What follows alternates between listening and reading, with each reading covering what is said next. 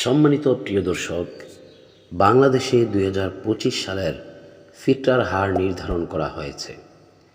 Islamic ফাউন্ডেশনের ঘোষণা অনুযায়ী এবার জনপ্রতি সর্বনিম্ন ফিতরা 110 টাকা ও সর্বোচ্চ 2805 টাকা নির্ধারণ করা হয়েছে। গত বছর এই হার ছিল যথাক্রমে 115 টাকা ও 2970 টাকা।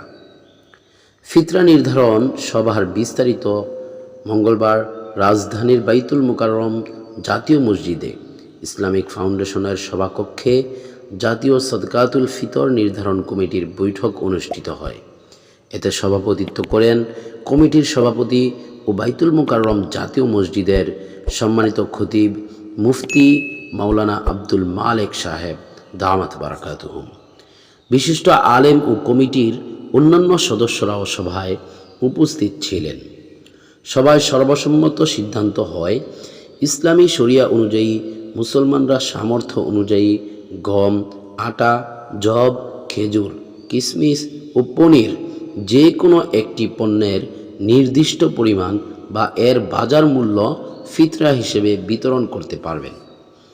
ইসলামী বিধান অনুযায়ী ফিতরার হার নির্ধারণ করা হয়েছে নিম্নরূপ: গম বা আটা 1 কেজি 650 গ্রাম বা এর বাজার মূল্য 110 টাকা, জব 3 কেজি 300 গ্রাম বা এর বাজার মূল্য 530 টাকা, খেজুর 3 কেজি 300 গ্রাম বা এর বাজার মূল্য 2310 টাকা, কিশমিশ 3 কেজি 300 গ্রাম বা এর বাজার মূল্য 1980 টাকা, পনির 3 কেজি 300 গ্রাম বা এর বাজার মূল্য 2805 টাকা নির্ধারণ করা হয়েছে।